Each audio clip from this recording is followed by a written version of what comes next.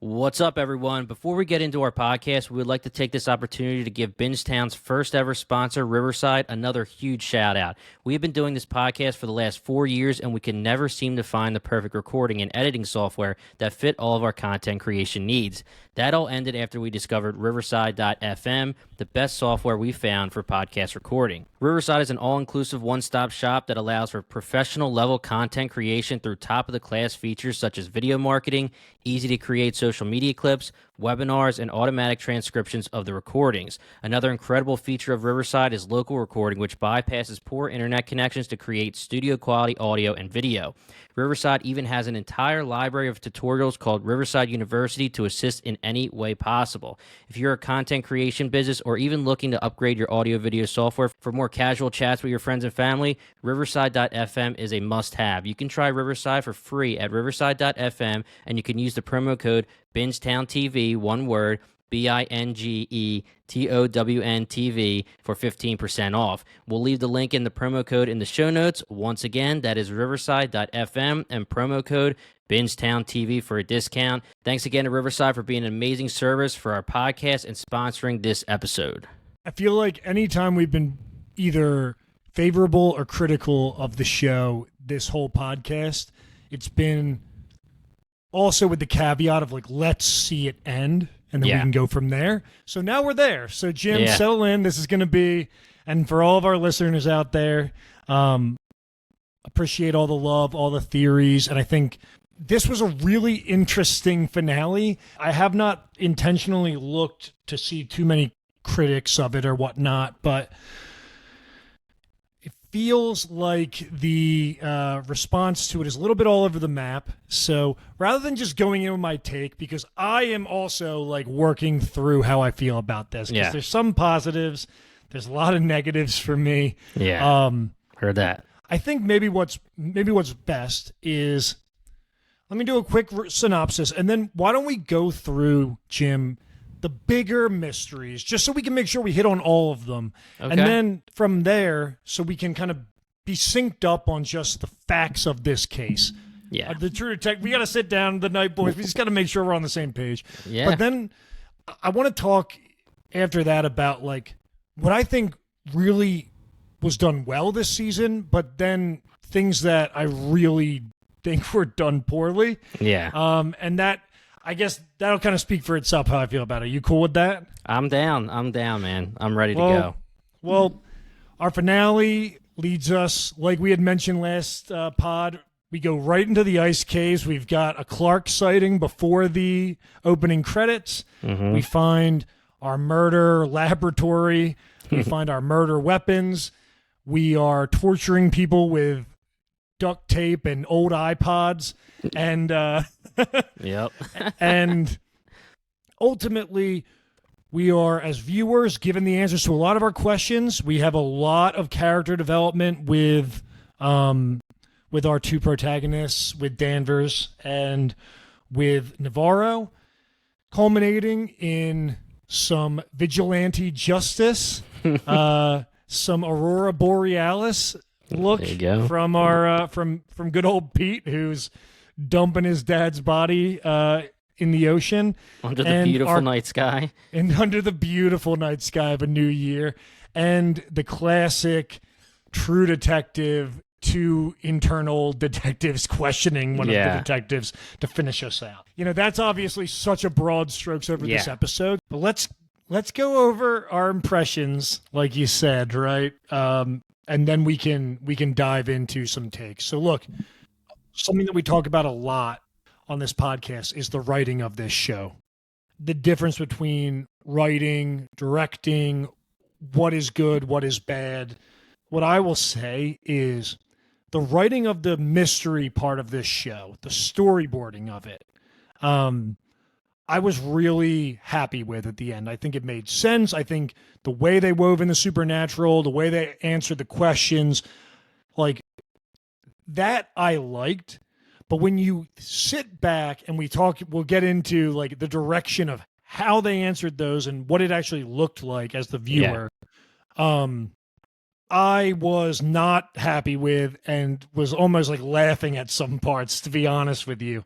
you were saying to me before the pod, like, hey, I think this show holds up better when you binge watch it as opposed to week, because there were just like feelings week to week that, like, you know, there's no answer as to why there's a Christmas tree in that fucking thing. Yeah. You're not going to find that. To me, I was hoping it wasn't going to be the case, but when it's all said and done, it was just very obvious to me that this should have been a movie. I think it was going to be a movie. I think they made it a True Detective. They added characters to it that relationships didn't pay off. And I think it's the third best of the four True Detectives. And I liked it. I'm not pissed that I watched it, but this isn't like true prestige TV to me. Right. Yeah. This isn't going to be sitting there on the Emmys discussion at the end of the day. Yeah, I agree with you 100%. To anyone that hit us up after the last pod and thought that we were being too nice, and, you know, there's a lot of people that said overall that we were being too nice to the show. Our biggest thing was we're not going to start killing a show or even nitpicking, or we'll nitpick if we have to, but I'm saying we're not going to make a judgment. Star-shaped tools. Yeah, we're not going to hit it 32 times with a star-shaped tool until we see what the end is, what the end goal is, what the end game is. So now that we do, now we can give our full thoughts. And yeah, I agree with you 100%. I think this was a binge show. I think that I can enjoy it as a binge show, but there's too many things throughout this show where when you have a week in between each episode, it's just a little bit too much thinking. And then when you think too much, you can think about why certain things aren't great. And it really hits you at the end of this season with certain things. A lot of eye rolling. I think that the rumor was, and again, I keep saying rumor because I'm not sure if it's 100% proven or not, but it was said that this was a show that Issa wrote, and HBO said, hey, can you please make it True Detective, right? So, listen, when you have a show and you call it True Detective, first of all, it's True Detective, so people are going to like put it on a pedestal, right? Even though season 2 wasn't good, you're still going to put it on the pedestal. But I'm not even talking about quality. I'm talking about the fact that the show is called True Detective, okay? People are going to be expecting detective work. Petey's the only one who really did any kind of detective work. And if this show didn't have True Detective in front of it, I'm okay. I've been saying it. I'm okay with Supernatural, but I'm not okay with Supernatural answering questions that the detectives should be answering for. Like it's supposed to be detective work, and it's like, oh yeah, just don't worry about it. Supernatural. I'm not into that. I mean that, and we'll get into. I know we'll get into it. I think you and I differ a little that way. Like the supernatural elements of the ending and the ambiguity of some pieces is what I enjoyed, but this is the challenge when you make it like. I don't even want to necessarily drop this at the feet of someone like Issa Lopez, for example. But, you know, my thoughts are you kind of got to pick what you want to be. And there's a movie called Wind River, which is like a Taylor Sheridan movie. I'm not a Yellowstone guy. It's before those came out. He came out with it. But it's a very good movie, and it's similar vibes to True Detective. And it's almost like, with the mystery and the plot and the bigger themes and the metaphor of this movie, this show, this could be a 2.5 hour movie and really hit the notes on Navarro and on Danvers like it did. But if you want to make it a True Detective, I'll just say there's a reason that every other True Detective is 8 episodes. And this is where I don't even want to necessarily put it on Issa, because maybe they're either adapting it to make it longer. 6 episodes in part is due to just the climate of how much it costs to make these shows now, right? But like, there was just, when you look at the season in totality, yes, the questions get answered, but just like some of the characters and some of the things coming in there, they just don't pay off. And that is what leaves me to be like, you know, I thought I was watching HBO, not TNT or something, you know what I'm saying? Like, no offense, but different expectation that I have watching this show. And yeah, am I going to be a bit prickly about like the particulars? Sure, but that's because like when I go into watching this, and hell, I'm watching every episode twice, taking notes on it, doing this podcast. Like I'm signing a contract that this is prestige television, Yeah. and it's just going to leave me feeling a little bit, cheated when I don't feel like something paid off. And it's even worse when I do think that the show had the emotional beats to solve it, but the format of the show and how they did some of the storyboarding is what left me flaccid. Let's just be honest. So we could talk a lot, but look, Yeah. let's first start by just talking about the individual mysteries solved. Because like my subtle nuanced take, there is good and bad with everything in this show, and that's what makes it. This is a 7 out of 10 show. That's not a bad thing, but True Detective season 1 is a 10 out of 10. Yep. True Detective season 2 or season 3 is probably an 8.5 out of 10 to me. So that you're kind of taking that step back, and that's kind of what's down. What got me a little bit down. So first and foremost, Annie K's murder. All right. Sometimes the best answer is in plain sight. We had talked at times about maybe the Salal scientists having a role to play in this and their death being their guilt. But it was a little bit more just straightforward than that, right? Yeah. Real quick, I want to give a shout out to the ice caves and the imagery of them sliding through the ice caves with their lights on and different things that way. I mean, the cinematography in the show and a lot of the location shooting was top notch. I mean, that was incredible. But when we get to our murder lab, which, we knew the tunnels were close to Salal Station. I think we had posited that they were probably connected. I did like how they did that, and tied in the fact that Otis Heist was working for Salal when he was doing the caves. So there's a reason that they're connected to Salal. But the murder weapon itself was nowhere. No. we were picking up boots. That's kind of going to the contract we signed, right? Like, I'm not saying that I need you to show me the murder weapon, but when in a mystery show, when you make the murder weapon a big deal in the first episode of star-shaped wounds, I don't know. Like, I would have liked it to be somewhere in there at some point. Like, you could have never guessed, oh, yeah, like, clearly this law scientist used a star-shaped drill bit to drill into the ice. Like, what the fuck?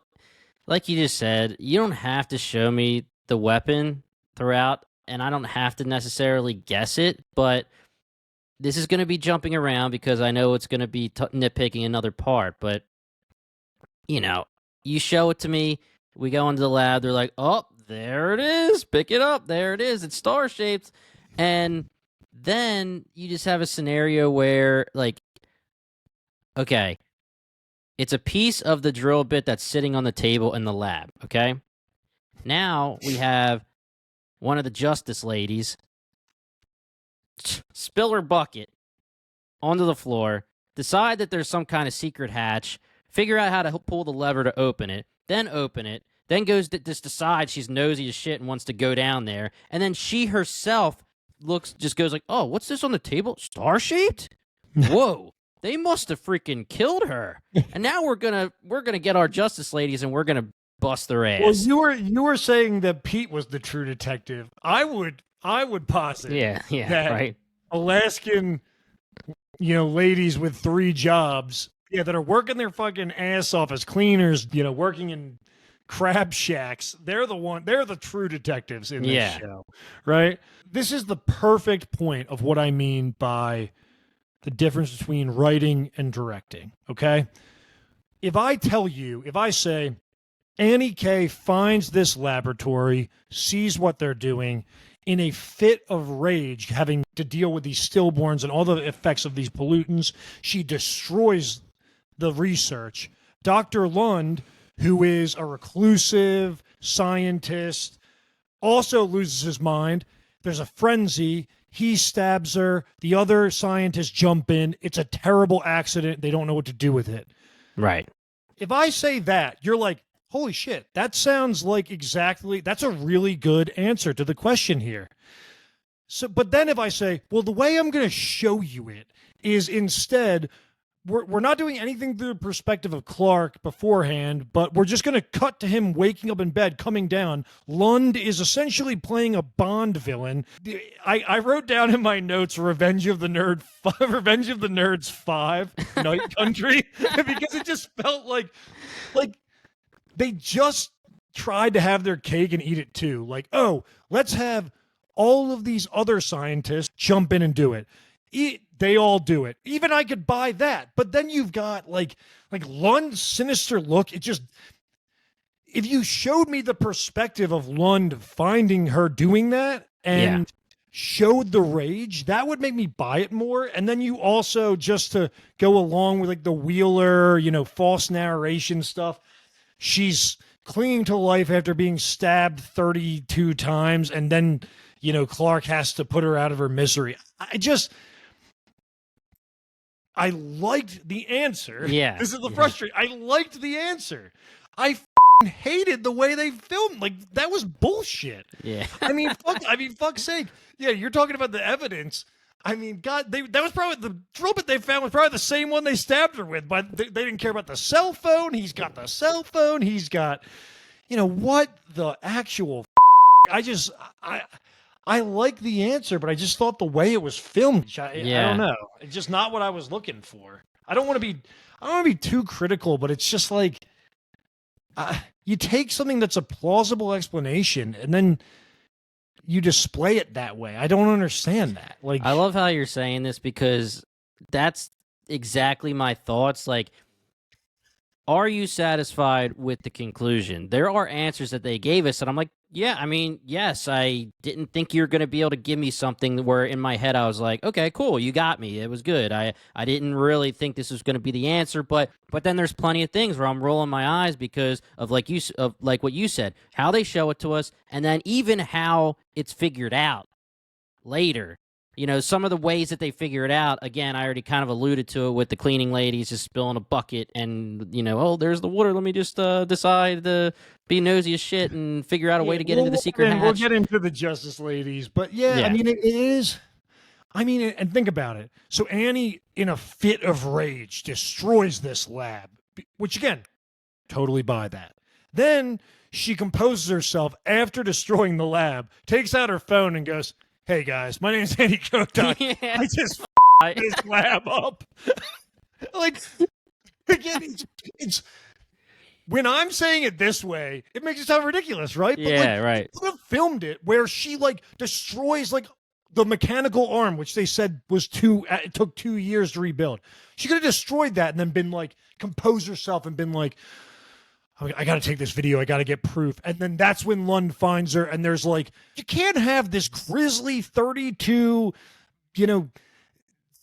stab wounds, manic thing. But then everybody seems to be within their right mind. Like, oh, I'm going to destroy it. Then I'm going to take a video. Oh, now Lund is going to kill me, but then he's going to get away. And then everybody's going to gasp.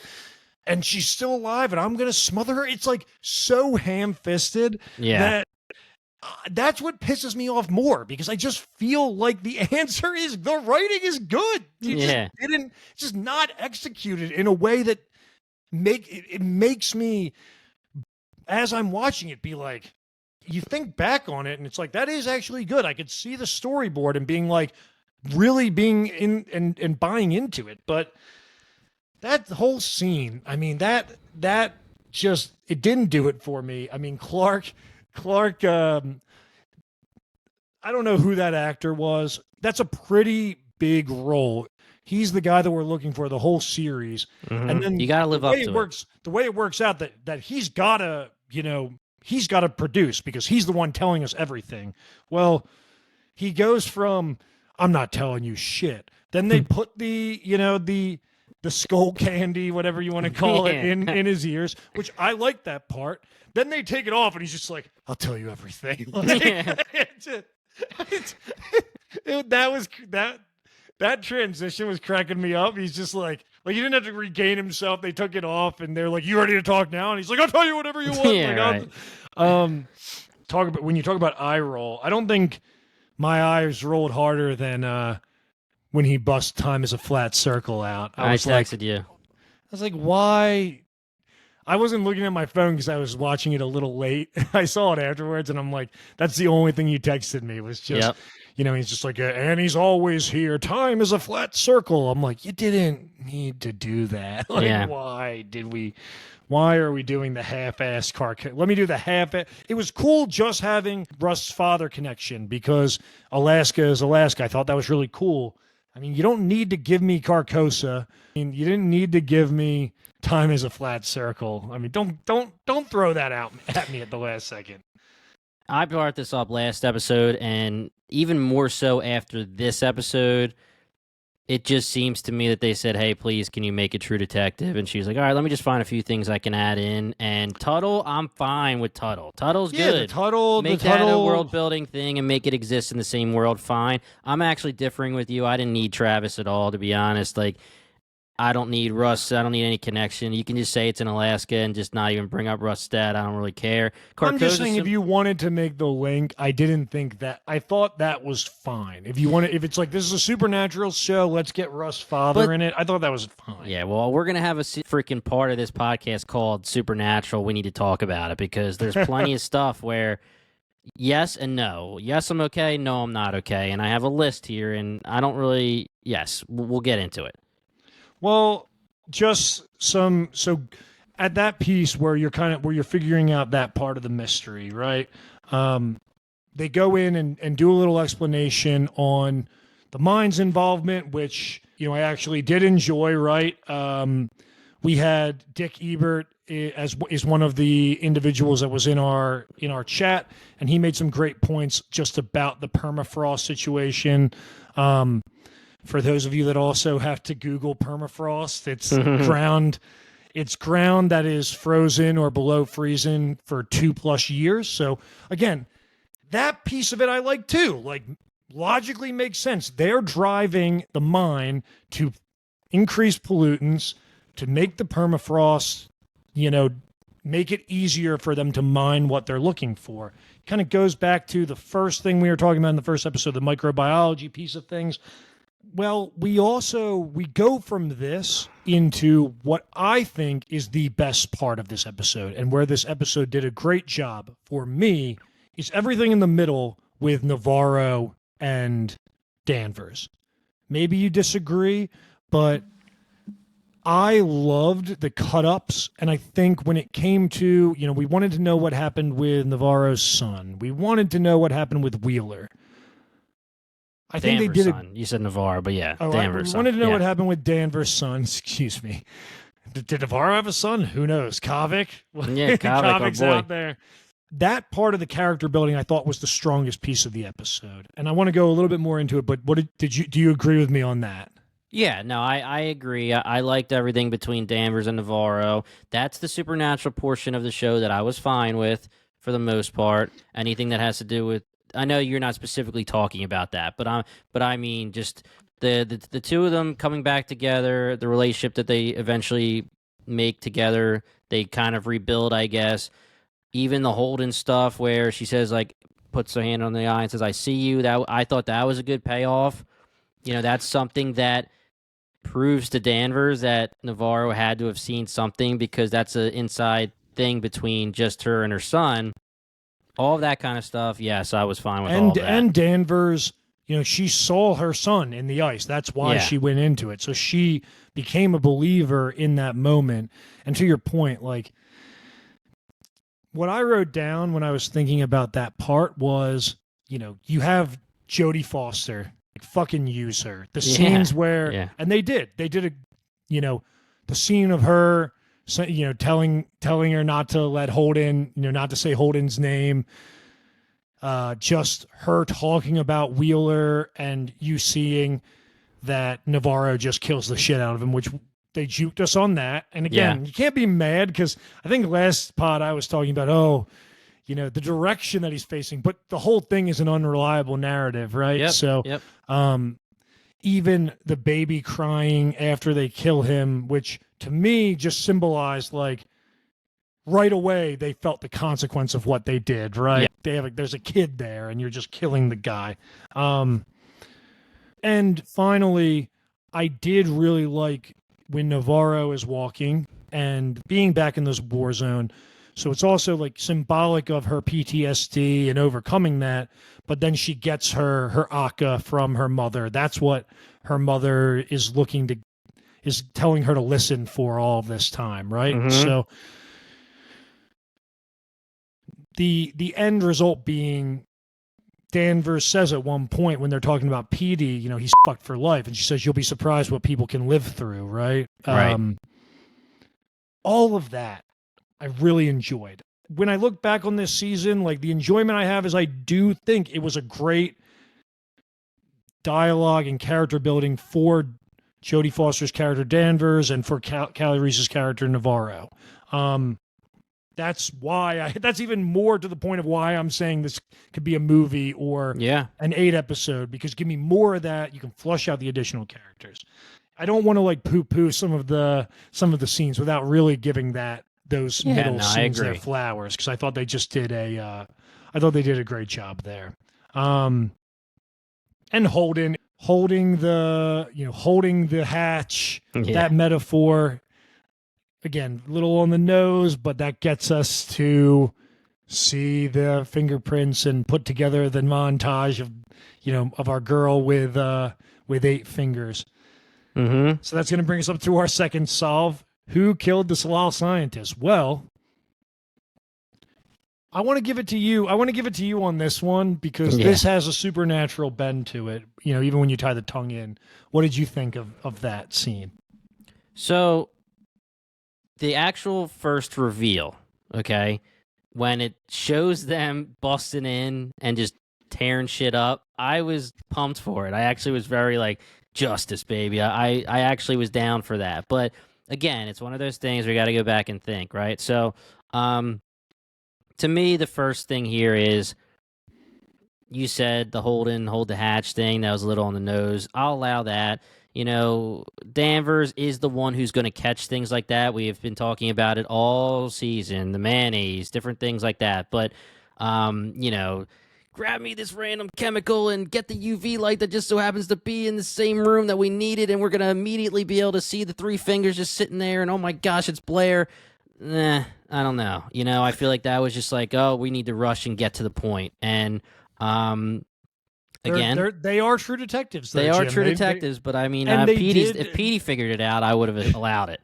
Yeah, Petey just comes in. He goes, "Well, who was trying to open that hatch?" And they're like, he just cracks the whole case wide open. Well, let me, and not to cut you off too, but for all the ask the right fucking questions segments we did, I did enjoy the question that they weren't asking, that we weren't asking, is who else knows who killed Annie K? Right. Which paid off. But sorry, go to so they bust in, you're enjoying it. Okay. It's almost like exactly what you said with the Annie K reveal, right? Yes. Like everything about it, I'm like, cool, I'm down with this, right? But then you try to weave it in to make it make sense to the narrative that they've been telling us through the whole season, which, okay, number one, we were literally told, Tyler, that these scientists were not frozen to death. They were not, right? When you are frozen to death, the vet says, I've seen this before, it's like going to sleep. They were scared to death, right? Well, yeah, they were freaking scared as hell when these ladies came in, but they ran out into the tundra like they were told to, and then froze to death, or she got them, right? There's the supernatural part of it. But, I'm going to go with there's no supernatural there, and they just froze to death. But I like the whole thing, though, where they said, we are going to let them go, and if she wants to let them live, they'll live. They fold the clothes, they leave the shoes, we leave it all there for them. If they come back, cool, right? That kind of stuff is fine, but I just can't. I'm not okay with being told that they didn't freeze to death and then just be like, they froze to death. I mean, I know that you can go about it and say like, yeah, how do you know they froze to death? It could just be that they ran out and then the supernatural got them because they deserved it because it's justice. But Well, I'm gonna disagree a little bit just on when you're saying the same thing. Like, and I'll tell you why. I really like the writing of this reveal. yeah, So let me, like I did before, let me frame it in the way that it was probably written versus the way that it was actually performed, right? So we've got 7 years to figure this out. And guess what? The true detectives in the show, all joking aside, are these, beaten down women that are working 3 jobs, dealing with and all these different things just to survive. But they are intelligent, strong women that are able to. I actually liked how, like, there's a cleaning lady, like, taking a picture of the star-shaped wounds and things like that. It's showing, like, look, these aren't just fucking robots walking around doing this menial task. I like these that. These are intelligent people that also care about what's happening here. So we've got these women, and they band together, and they take these reclusive scientists, and they get them out of Salal. They take them into the ice, and whatever happens, happens. And going back to what you said, I'm actually okay with a little ambiguity in the sense that you've told, like, when we talk about logic, okay, first off, you've told me this is what people look like when they're scared to death. They were pretty fucking terrified as they're getting pushed out, right? Mm-hmm. Also, you talked to me about a slab avalanche, which we know it wasn't what happened, but in that explanation, they are talking about the realities that when people are going through severe hypothermia, they can be erratic, they can claw their own eyes out, whatever. And I liked how I think the way the woman worded it was, we've let them out on the ice, and it was up to Annie whether she wanted to eat their fucking dreams from the inside out and spit out their frozen bones. So that was, again, I thought that paid off. Like, so the story itself is good, but the way that, to your point, like, you didn't even have to show me her go down into the thing and find the. I would have bought that they were intelligent enough to just figure that out the same way that Danvers and everybody else did, right? All you had to show me was the fact they took a picture of the star-shaped wounds, which I liked. And then, I wrote down SEAL Team 6 Alaskan cleaning women. Like, it was just like, they like come in like, like that scene. You can say whatever you want about it. My wife was kind of telling me that she liked that how it was put together and that she was like, yeah, let's do it. But that's what I said. But I mean, fine, whatever. You can go with it. I just that one wasn't to me as bad as like the Lund vicious murder scene, but I just thought that same explanation could have happened in a little bit different way. I do also want to point out one of the things I saw just in writing after the episode was that all of the women who played a role in that whole scene are actual, like, activists, and one of them is an artist who actually who wrote and performed the song that plays when they run in. So, like, okay. I thought that was actually significant that, like, outside of Blair and the other woman who I can't recall her name off the top of my head, but who were the actors, then all these other women are actually significant women in the native culture between Canada and Alaska and and Europe where they're shooting. So it's just like, my brother Zach, who you might know from our Barry pods, which is very much a prestige TV show in the end, he wrote in that he thought he could hear the Benny Hill music playing when they came in to get the scientist, like, like as they're rounding them up. I was dying laughing, but all right, well, let me ask you this question, Tyler. So, okay, these scientists are found frozen to death. They clawed their eyes out. They bit their hands off. They're butt-ass naked, whatever. They gave us some answers with who wrote the Carcosa symbol on the head, all that stuff. That's fine. We figured out why the clothes were folded.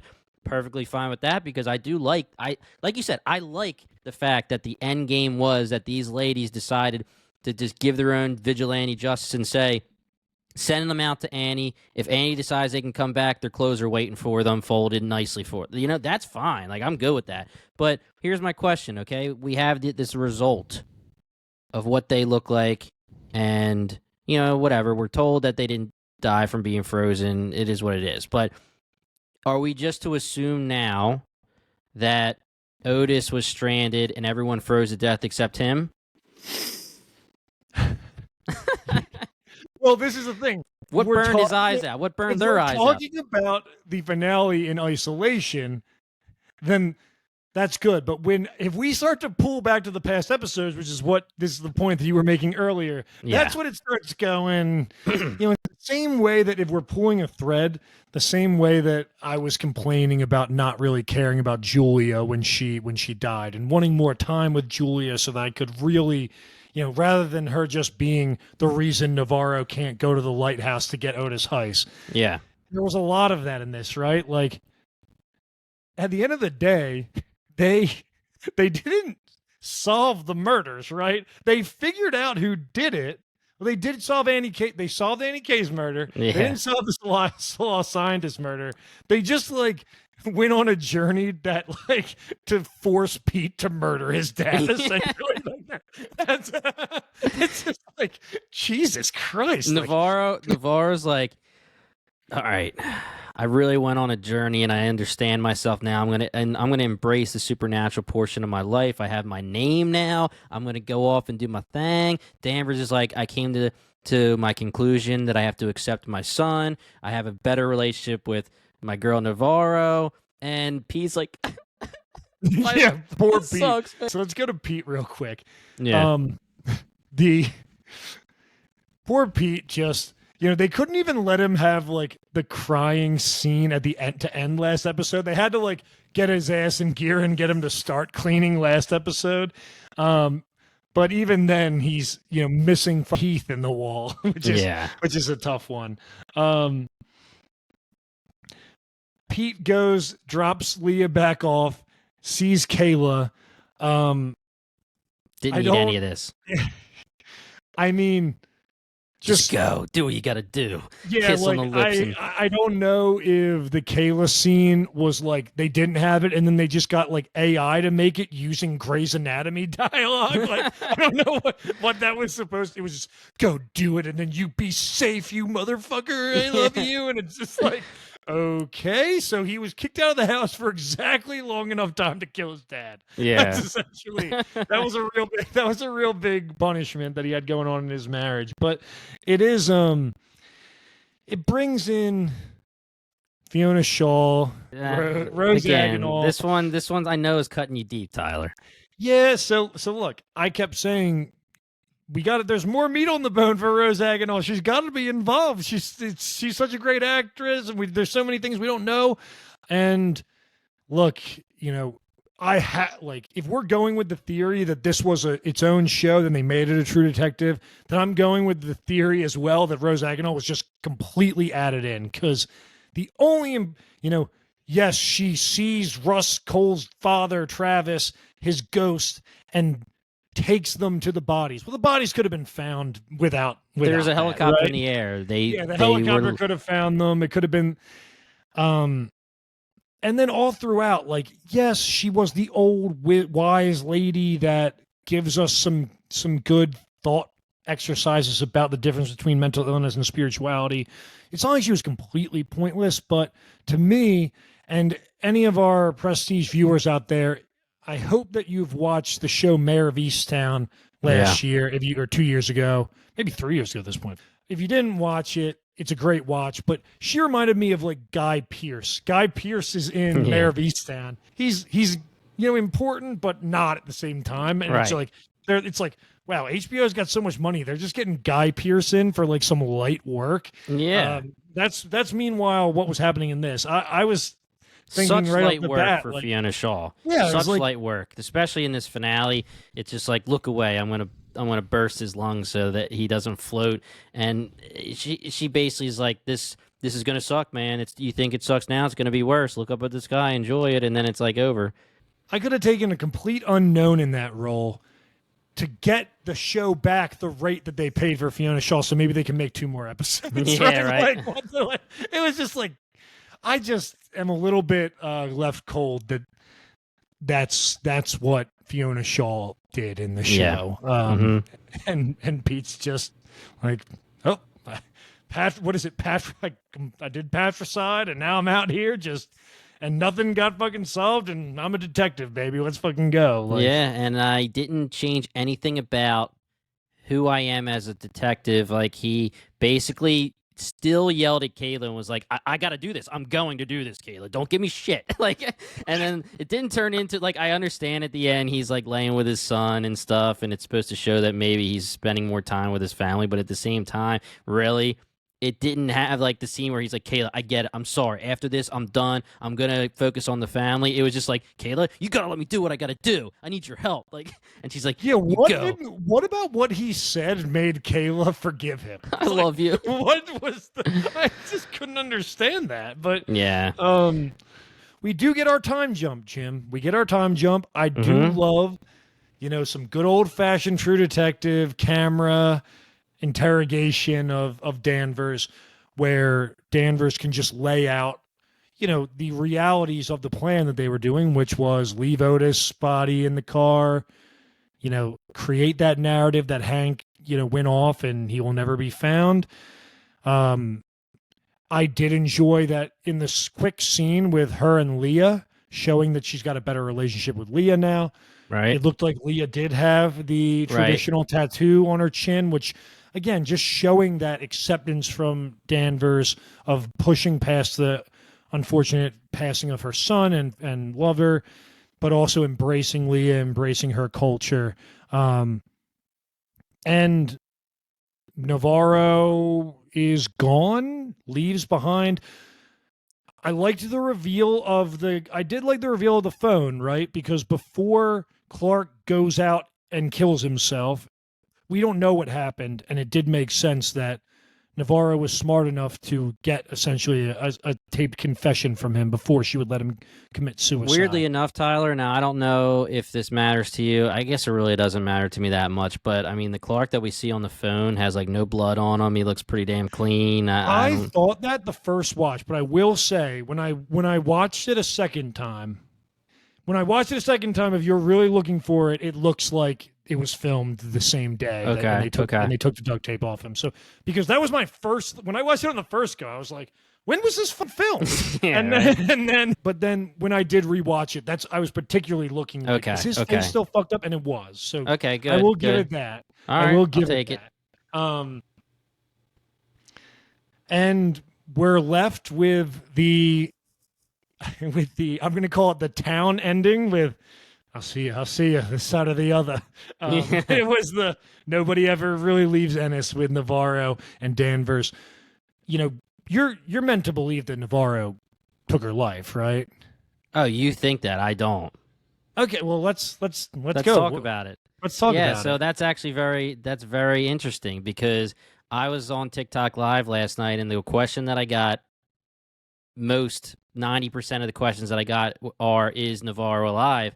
And my response was that I took it literally, that she basically was in Ennis. She had her mother pass away. She had her sister take her own life. She finally accepted her fate of being who she is, whether it's mental illness or supernatural. I guess we're going to go with supernatural now. She's going to accept that, but she also finally served the purpose that she's been trying to serve for 7 years, and she finally figured out, and she gave justice to Annie, and there's nothing left for her except for my boy Kovic, how she totally sandbagged him. I freaking love that guy. She sandbagged the hell out of him, leaves him all a sponge. Kovic did was find them Oliver Tagak, and that's all he gets. And then he's left with a SpongeBob fucking toothbrush back. God damn it. So yeah, like I took it literally as like there's nothing left for her there, and she's just gonna go off. Now here, Tyler, I understand a couple things that are problems with this, right? Number one is why leave Kavik? Because you could just say, I'm going, come with me, right? That's like the softest problem. That's not even a big deal. But, when you're Navarro and you leave your house empty, you leave the phone there, Danvers gets it, you're going to out this whole scenario with Clark, and you're going to disappear in the middle of a scenario where, Clark dies, there's murders, there's this and that, and obviously the internal affairs thing is saying, where's Navarre? Because it looks like she should be guilty because she ran off, right? So you're making yourself look guilty by running off, but I honestly think that she was alive and she rolled out. I just think that there's nothing left for her. She let Danvers know. I mean, so you think that Danvers in the cabin at the end was like Navarro's spirit or whatever? So, look, first off, there's not a. I will say that I don't think that there's a right answer here. Yeah. Right. Which again, that's what I actually. We're talking about the good and the bad here, and I know we're shitting on certain parts, but like I did like that ending. I took it. My interpretation was like when Danvers copes with the reality of the trauma in her with her son, and the fact that she's becomes a believer in the spirit world, having seen, thinking that she saw her son in the ice, and she says, look, you got to do what you got to do. Just don't ever leave me. And well, she says always come back. Yeah, same thing. Yeah, always come back. I took it as Navarro at this point was tired of holding that hatch, as she would say, and walked out into the tundra, took her own life, and is still at this point just kind of like at the end she was a spirit. I don't think, but you can poke holes in that the same way that I can poke holes in what you said, right? Yeah. And that's the point of it. I think it's interesting. I don't know what. I took it the other way, though. I took it as like her spirit will live on in Ennis, but she's gone. So don't you think, though, that when it comes to the conversation they had and, Julia in general, don't you think that the natural, if you want to say happy ending, would be that she would not take her life because she accepts who she is now? Like, holding the hatch to me meant, I'm holding back against what I'm seeing and what I'm listening for, and now I'm just going to accept that it's not actually evil, it's not actually bad. I'm just going to be who I am. And, Julia yeah, I mean, I think a lot of the spiritual stuff, I took it more as like a lot of the spiritual aspect was, they do a good job throughout the show of playing that she does not have an Akka. She does not feel like, she doesn't feel like a native. Right. She's kind of lost. And a lot of the spiritual side of things was in giving her identity almost, right? And helping her get over that PTSD and move past it.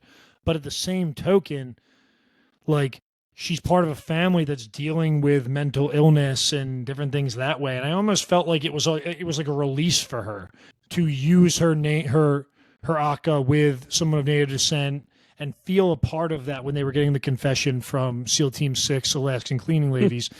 But I'm perfectly fine. Like I could perfectly see that she would leave and just kind of lead this whole fucking town in her rear view as well. I don't. Yeah. I mean, either way, if that's the case, if you're saying that she left the whole town, then you're imagining that you're seeing a ghost of her in Ennis at the end with Danvers anyway, because why would she be in Ennis at the end? Well, I mean, she leaves, but she can be anywhere. I mean, she can come back. Now she's just bouncing back. She's like, yeah. I mean, Danvers says always come back, dude. She could have a spot with Danvers, a cabin. It's not like that's Danvers' house. It's a cabin. It could be a secluded cabin that they agree to meet at.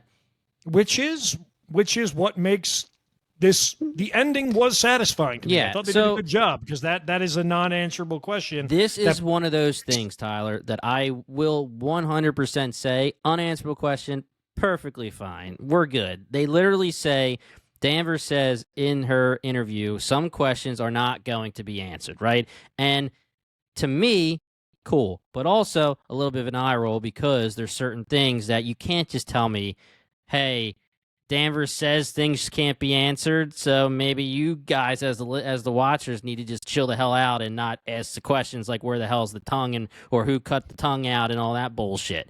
You know, the tongue was such a big part of the show. You cannot tell me that it's going to be ambiguous and that Annie K her spirit may have come and left her own tongue, and you can't tell me that Danvers is sitting there looking at the ice or whatever is left on the floor. And Navarre distracts her.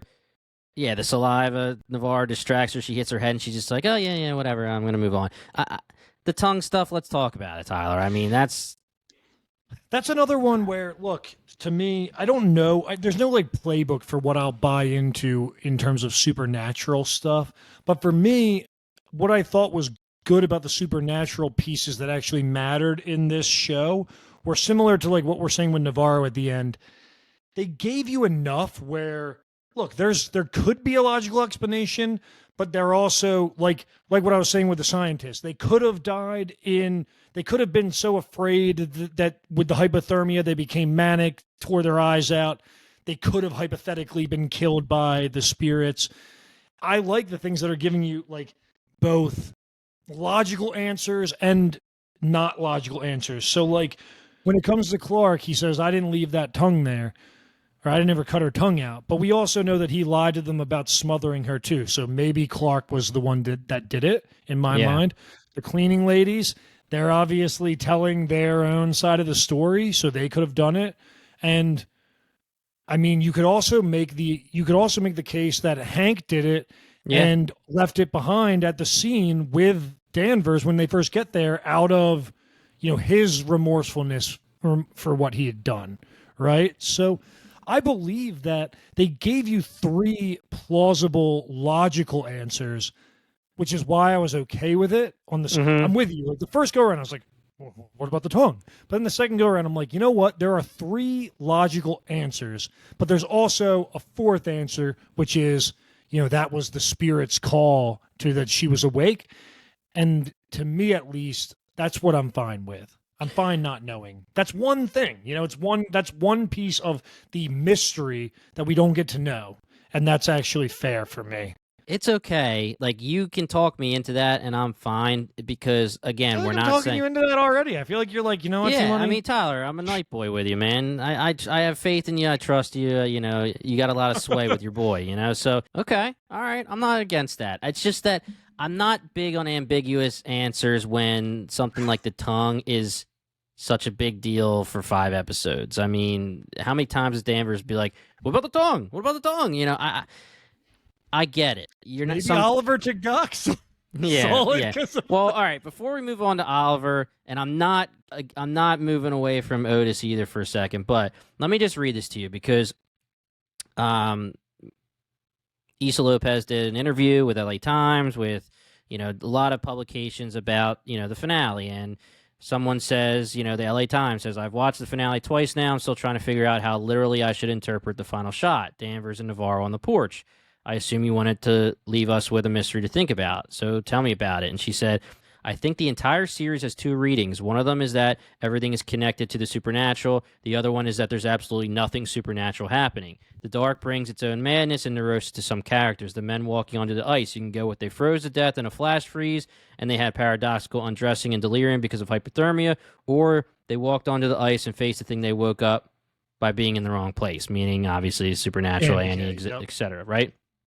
I'm not going to read the whole thing, but the other thing is the other thing it says is the other unresolved mystery is the tongue. How does that fit in? And she says, same thing. If we're going to go with the supernatural story, Hank is the one that dumps Annie's body and cuts out the tongue. He leaves the tongue there, and the tongue disappears. No one ever finds it until 6 years later.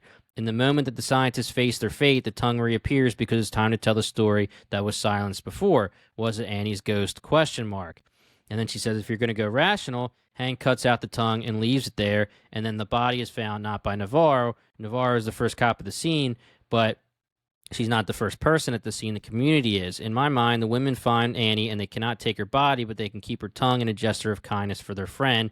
Danvers says it's some unusual cellular damage. It could be from freezing. They keep the tongue, they freeze it, and when they go into the research station to attack the scientists, they leave it there. Full circle, time to pay. You can decide which one you believe. So almost both of them go with Hank is the one who cut the tongue out, right? But here's the thing. You didn't say anything about that in the show, but you're giving us the answer. Yeah, well, first off, I'm loving that my interpretation of these scenes is exactly what was intended, which I think that's how it's meant to be, and that's what I like about it. I mean, why do you think Hank's not capable of cutting her tongue out? Is my question. No, that's not what I'm saying at all. What I'm saying is that both of her answers, supernatural and rational, are the first part of the answer is that Hank definitely cut the tongue out. Mm-hmm. But how did we come to that conclusion?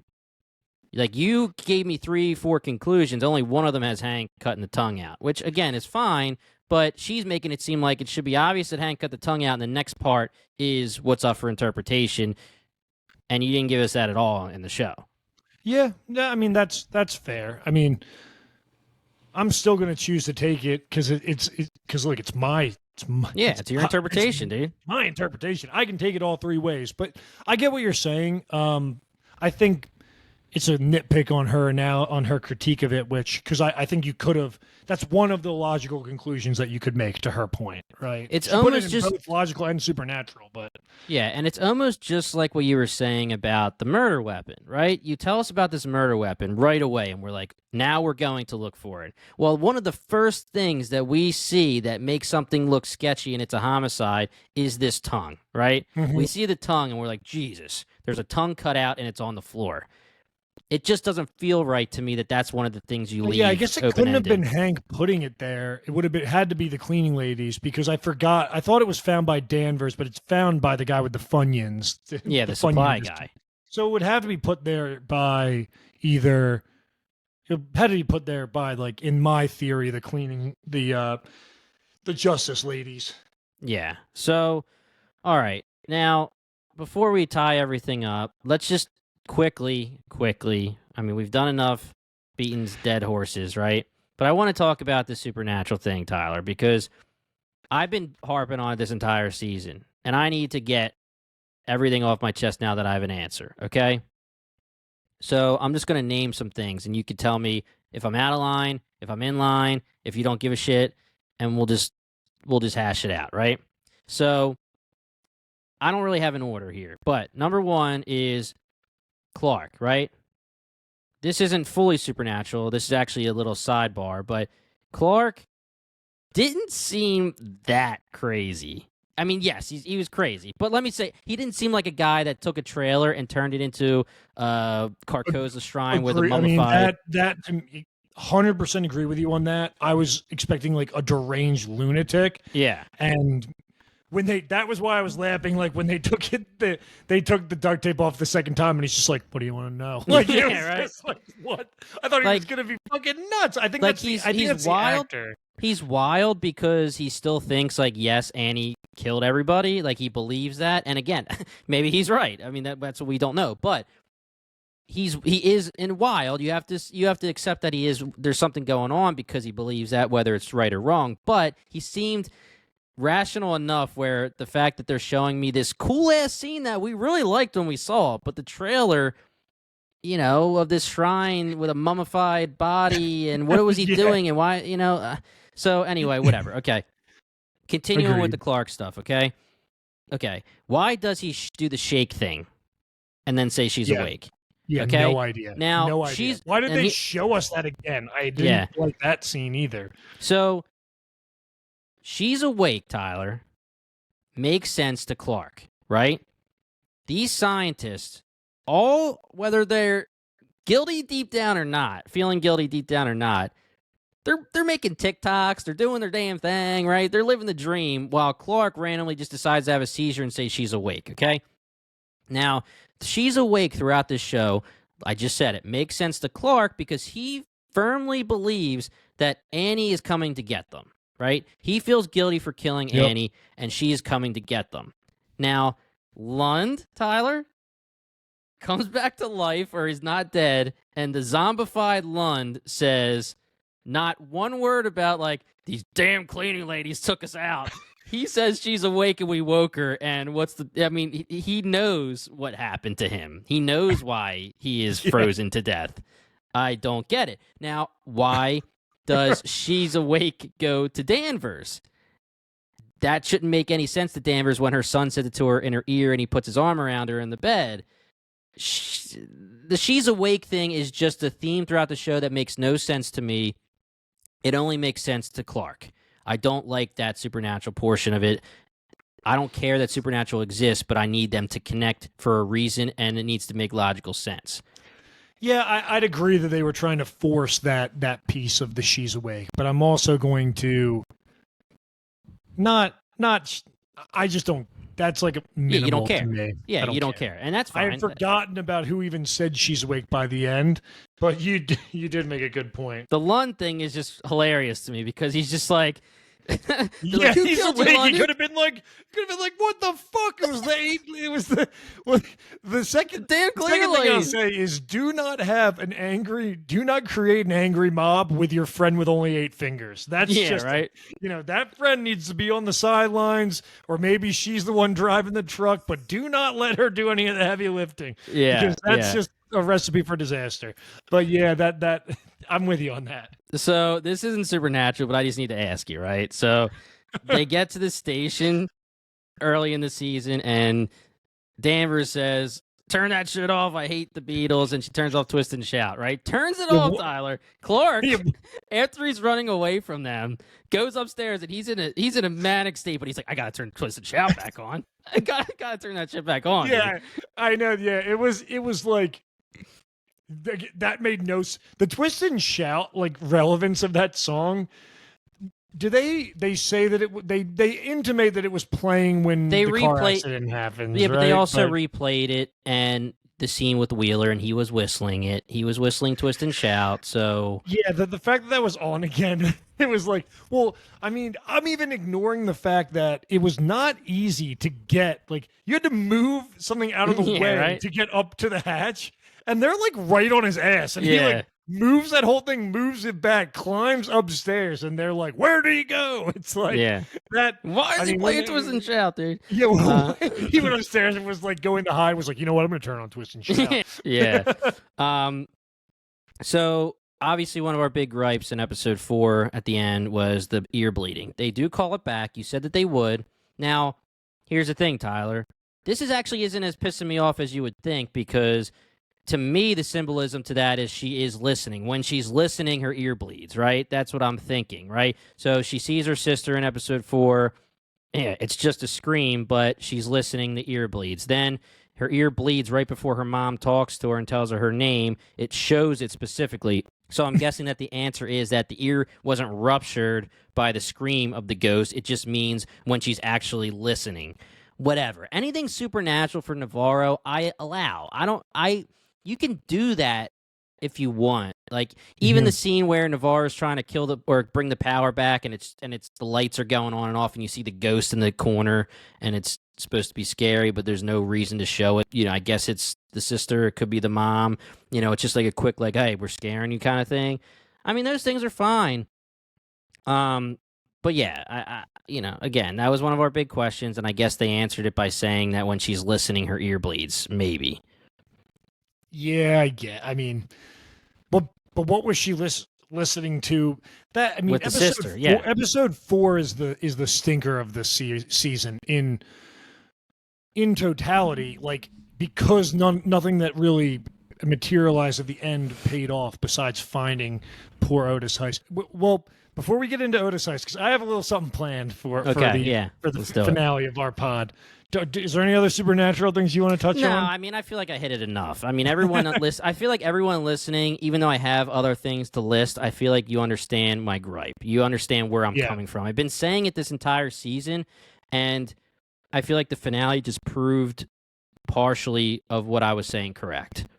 Okay. Well, look, America's favorite Night Boys game show, Ask the Right Fucking Questions, may be over because the questions have been answered. I'm going to steal something from the Ringer universe, a couple categories, because I think it's a funny thing to consider. Okay. So, Jim, I'm gonna lead you off, and then I'm gonna put you on the spot. Then you're gonna give me I'll give you my answer. Who do you think won this season of True Detective Night Country? Who won? Who won? What character is the winner of this season? Who won this season, Tyler? I would say that the Night Ladies won. They got their justice. They got their vigilante justice. They literally, Tyler, kill 8 scientists or 7 or whatever the hell it is, get away with it, tell 2 cops to their face, this is our story, we're going to admit what we did, come freaking cuff us if you want, and then get away with it straight up. That's a good one. I'm going to go with Leah, who got to get away with everything. She's going to riot. She's going to hit a cop, be in jail. She's going to spray paint stuff. And at the end of the day, she's going to get her tattoo the way she wanted, and she's just not going to even really know what happened and just be living a sweet life. So yeah, I think I'm going to give it to our girl Leah, who, really just got to live out, that teenage angst part of her life before our eyes, and nothing really bad happened to her. So that I'm going to give it to her. Well, in the same vein, Jim, who lost the season? Kavik lost, man. Now, if you want me to be dead serious, Petey freaking lost big time, I would say. I'm going. So go give me Kavik. Why did Kavik lose? Kavik lost because he's the freaking man. He's one of the only characters in this entire season that, we joked that like Petey was pure. Kavik was pure, man. Pure intentions. Petey, yes, but he ended up having a kill shot at the end of his season. So Kavik, all he cared about was Navarro. All he cared about was taking care of Navarro. He would have done anything for her.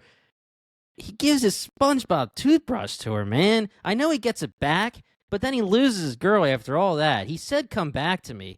Danvers said, come back to me. She said, come back, and Navarro came back to the cabin, whether she's alive or not. Leah, my winner, also told Danvers to come back, and she came back. And Kavik said, come back to me, and she did not come back to him. She sandbagged him. He's lost. He's going to be living the tub life for a long time. It's going to be a long tub life for my boy Kavik. I'm going with my biggest loser is Otis Heiss. So poor Otis Heiss.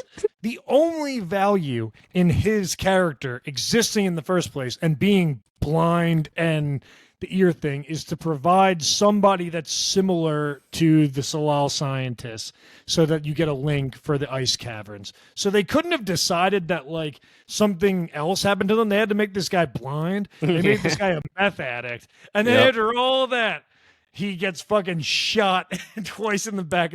He took 2 to the chest, POD style, right? So I'm going to say Otis Heiss just had a fucking shitty existence. Yeah, that's true. That's true. Who do you think is the most underrated character in this show? And then I got one more after this. Underrated character. The most underrated character. Well, I mean, is Pete underrated? What do you mean underrated? Like his abilities, or like, or it's up like to you, man. I like where you're going. Yeah, okay. Then I'm going Petey 100% because Danvers and Navarro 100% just keeps calling him the rookie and the young one over and over and over, not giving any props pretty much. He gives him props here and there, but pretty much nothing. He is the true detective. Besides the Justice Ladies, he's the true detective. I said it last episode. He 100% moved the plot for the entire murder mystery until the end, until the finale. You were right. He had his finale in episode 5, pretty much. His story ended in episode 5. He kills his dad. Yes, he has a couple things to do. He has to say goodbye and all that really quickly and make up with Kayla, but otherwise his story ended in episode 5. So yeah, I think he was the most underrated. He was the most capable detective of all of them. Maybe Danvers has better wisdom for the skills that you'll see on the spot when you're checking out a crime scene, but Petey did everything, man. Petey found everything, whether it was the Tuttle, the Silver Sky, the any of that kind of stuff. That's fair. Yeah, I think for underrated, I actually had Petey written down as well. Okay. You can't sleep on the True Detective, man. The guy is he's the pupil, but he came to play, and he was ever vigilant. Darwin lost this season, man. All he got was all he wanted to do was draw some monsters, and instead he gets freaking his parents just making love in front of him, pretty much. Yeah, you get scarred for life. And then my last question is the most overrated character in the show. The most overrated character. Yeah, let me go with Oliver Tagak then, because Oliver Tagak, man, he was the Night Boys' most overrated character. the Night Boys had him pegged, man. We knew he stomped her out with those shoes, dude. We knew it. Yeah, I mean, look, the Oliver Tagak piece, as funny as it is, he's one of the few like strings that actually became better to me with the finale, because if we look at his character, what he did was, one, show us this world of people that are natives to Ennis that are involved in Salah but not documented. And that kind of rolls through with the Justice Ladies at the end. It rolls through with Otis Heiss. But also, he leaves them a warning, right? And he did have a good tell when he said Lund is dead, because it was almost like he was respecting Lund the most. That's what I took from it. So it was like, oh, that was also like him saying like Lund doesn't fuck around, and now we know Lund is the murderer of Annie K, right? Right. So, but I will say he's definitely the Night Boys' most overrated character. Yeah, 100%, man. I mean, he didn't even have he wasn't even there during. No. I mean, he's got about as much screen time in this as our boy Hugh Howey had in Silo. Yeah, right. So, yeah, Oliver Tagak definitely. Well, look, I think that's a nice capper. And just putting a bow on it, a show that I do not regret watching or going on this journey with you at all, but ultimately, in my mind, a really solid story that through both direction and 6-episode seasons, unfortunately fell a little bit short to me in what execution but yeah, it's like I'm a huge NBA draft fan, and this is like the 5-star recruit that has all the potential in the world, goes in the top 10 and just doesn't. He's a journeyman. He's a journeyman. He's just never he's never getting where you want him to go. Maybe he has flashes. This show is the Cam Reddish of this show is the Cam Reddish of Prestige TV. Yeah, I stand by the fact that I really do think that this show will be a better binge watch. I'm sure at some point in my life I'll rewatch it as a binge.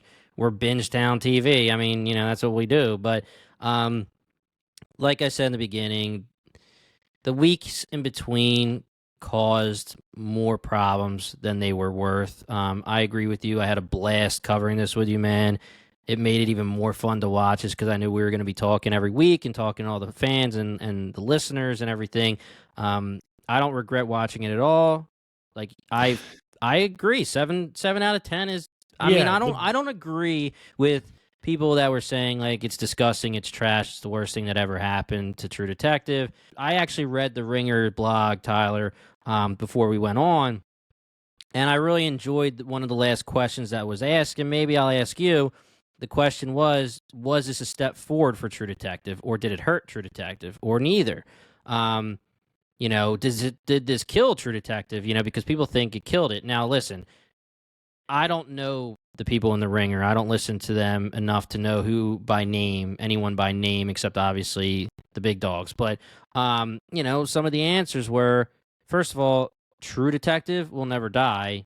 You can use True Detective and put it on HBO, and people are going to watch because it's assumed to be Prestige TV. It's True Detective. So, no, they didn't. Was it a step forward? I think you already answered that question. You put it behind season 3. So I would assume, and I don't want to put words in your mouth, that it was a step back.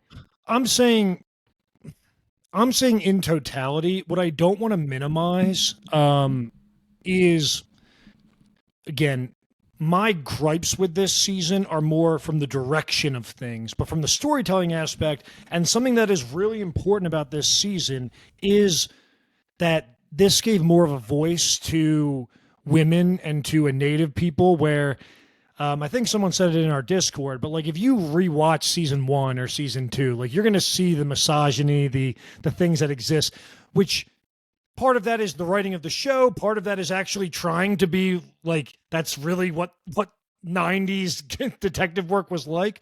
So that I don't want to like put it in broad strokes of like, this took a huge step back or this took a step forward. Like, this show deserves to be in the True Detective pantheon, but it failed to live up to the storytelling and directorial prowess that I think season 1 and season 3 have over it. That's kind of the. And I think But we can obviously. I don't want to blast it because it did some things really well. But yeah, that's listen.